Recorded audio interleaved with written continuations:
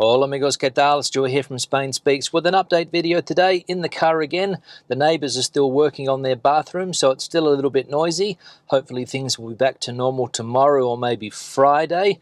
So in the car again today. It's another fantastic day here in Madrid. 21 degrees currently, so it's starting to get warm. I'm not going to go into Madrid today. I'm going to go in the opposite direction, take the Valencia highway in the opposite direction towards Valencia. Obviously, I can't leave the Madrid community because there are still restrictions in place, but I have something to do in one of those small towns just off the Valencian highway, so that is where I am heading to today. We'll have a bit of a chat about what is going on in Spain. Obviously the news is dominated today by the Madrid elections, so we'll have a chat about that as well, and maybe some of the comments in the comment section. We'll have a bit of a chat about what some people wrote yesterday, so let's go. Alright, so on the highway today, on the Valencia road heading towards Valencia, about 400 kilometers away if I were to go all the way. But unfortunately, we are not allowed to leave Madrid, as we know, because of those mobility restrictions, which apparently are coming to an end next week. But we don't really know, because the central government hasn't yet decided what they're going to do. All we know is that the state of alarm is coming to an end, and the autonomous communities here in Spain, the 17 autonomous communities, are going to decide what they are going to do when it comes to restrictions, curfews, and the like. We saw in yesterday's video that Castilla-La Mancha, which is a neighbouring autonomous community here, it neighbours Madrid. They have said that they are going to allow people to travel into that autonomous community and out of the autonomous community, obviously. And Valencia has also said that they are going to remove restrictions when it comes to borders and things like that. So we'll wait and see. So maybe next week, as of Monday, I think the 9th is Monday, not sure, have to check the calendar, but I think as of Monday next week, we will be allowed to travel to the Valencian community.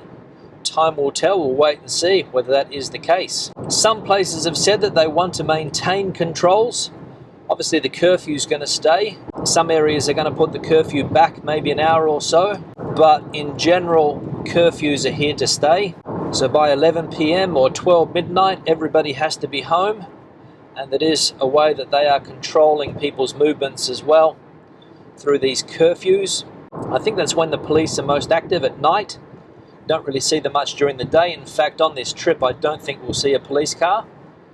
But at night, apparently the Civil Guard, National Police are out in force making sure that people are adhering to the curfew times. But the mobility restrictions, or the lifting of those restrictions, is the one that interests me the most. I would like to travel to some other parts of Spain if I can. I would like to record a few videos around the country if that is possible. And I got some good suggestions yesterday from people telling me some of the places that they think I should visit. Somebody mentioned Avila, which is very close to Madrid, so that's a possibility. Somebody mentioned a place called Ubrique, which I think is in Cádiz, a nice place in the Sierra down there.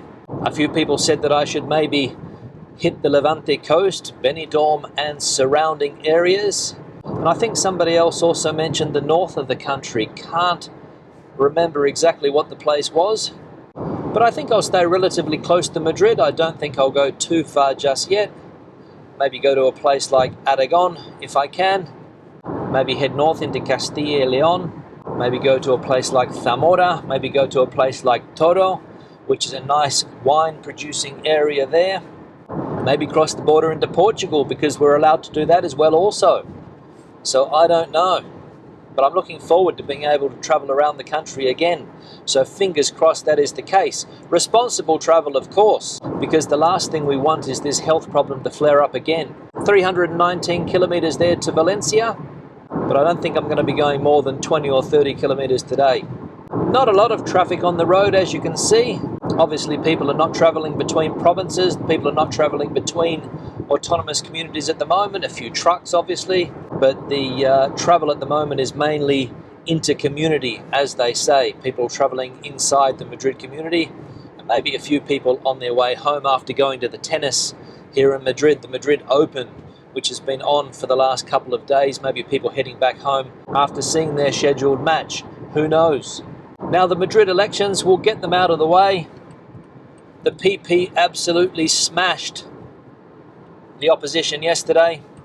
A huge victory for Ms. Díaz Ayuso, the incumbent.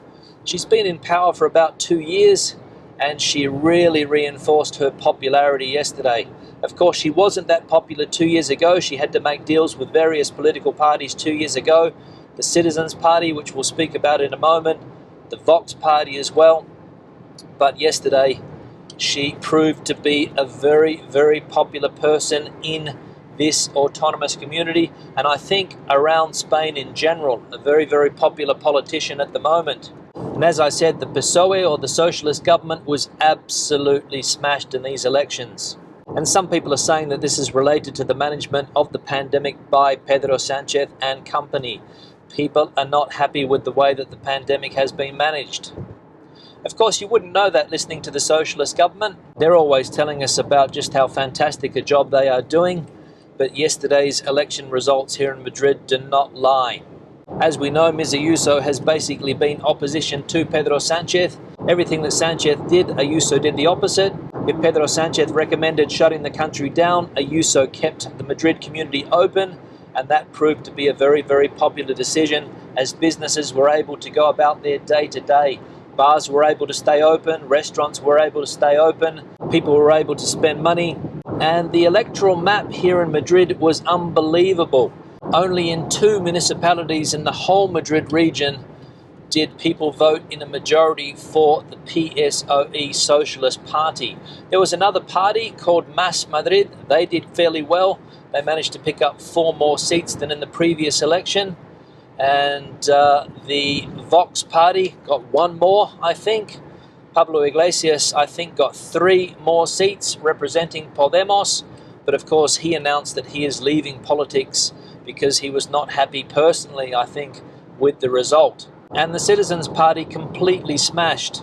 In 2019, they got 26 seats, and yesterday they got 0. They got the big fat donut. So what's going to happen to that political party in the future? Nobody knows. But as I said, a huge victory for the Partido Popular. And what does it mean at a national level? Does it mean that the Socialist Party is on the ropes? It could be. As I said before, it seems that people are not happy with the way that they have handled the pandemic up until now. People seem to prefer an alternative management of the health crisis, the one that Ms. Díaz Ayuso has put forward and shown what can be done.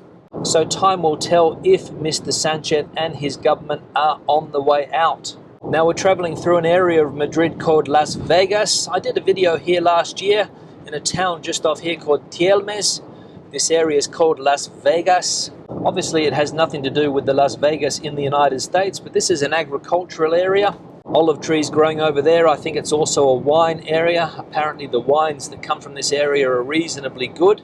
But this area known as Las Vegas. So the Madrid election's out of the way, and thank goodness for that. I was getting a little bit sick of that election campaign, but good to see that we have a result. Even though Ms. Ayuso doesn't have a majority, she's going to have to either form a coalition with Vox, or Vox is going to have to abstain and allow Ms. Ayuso to govern by herself. But I imagine that they want to get a little bit of power after all. That's why they're in politics, I imagine. But to be honest, it wasn't a very good election result for Vox. They didn't pick up many more seats than the last election. I think only 2 more. So we'll wait and see if Ms. Ayuso governs alone or with the help of Vox. We'll wait and see. Now I'm getting off the highway here because this is where I need to go. So I'll pick the video up when I'm back on the highway again. All right, back in the car again on my way back home. Just have to try and find my way back to the highway. Apparently this is the way. Now there are a few comments on yesterday's video about voting, whether or not people should be allowed to vote if they are residents in a country. As I said, fairly split. Some people say yes, you should be allowed to vote. Some people say no. To be honest, I'm not too fussed about whether I can vote or not. Don't really care. I'm happy to live here as a resident, pay my taxes, and not participate in the democratic system. I don't have an issue with that. I can understand that some people may have an issue. But me personally, no dramas. All right. Will this get me back on the highway? Yes, it will. All right, there we go. And somebody said, why don't I become a citizen of Spain? And the reason is that I just don't think it's necessary. I don't want to lose my Australian citizenship, and apparently Spain doesn't recognise dual citizenship, so I'd have to renounce that Australian one officially if I became Spanish. And you also have to go through a citizen's test, a language test as well, and then Spain decides whether or not you are worthy of becoming a Spanish citizen. So for me, it's not really worth the hassle. I've got a friend that works in a language academy, and his academy do the official exams, the official Spanish exams that people need in order to become a citizen of this country, and also that citizen's test, so they work on that. And he's told me that the test is not that hard. Some of the questions are fairly simple, and also you have to have that basic level of Spanish. I think it's an A2 level, pre-intermediate level of Spanish, maybe B1, not 100% sure. And he told me the other day that in recent times there are a lot more people from the UK doing this test, a lot more people from the UK trying to get their Spanish citizenship. Now obviously, of course, that Britain is no longer in the European Union, people deciding to make the change. And if they have been living here for 10 years, I think they are quite entitled to do so. He said that a couple of years ago it was mainly South Americans that were doing this citizenship test, but in recent times that has changed. So for some people that may be an option, but as I said, for me, I don't think it's necessary. I'm quite happy to live here as a resident. If I have a problem with my current residency status, I can always change. For example, if I lose my job and I don't get it renewed, I can go on to the comunitario because, of course, my partner is Spanish and we have been together for a long time, so I would get that type of residency. So I don't feel the need to become Spanish, but that's just me. But as I said, if somebody wants to become Spanish because they think it's going to make their life easier here, fair play to them. Now I'll start the wrap the video up there. Questions and comments, please leave them in the section below. Debate the video out as you normally do. Give it a thumbs up if you liked it, thumbs down if you didn't. Tell us your opinion on the Madrid election results. What is it going to mean for the rest of the country, if anything? I'll see you in the next one. Hasta luego.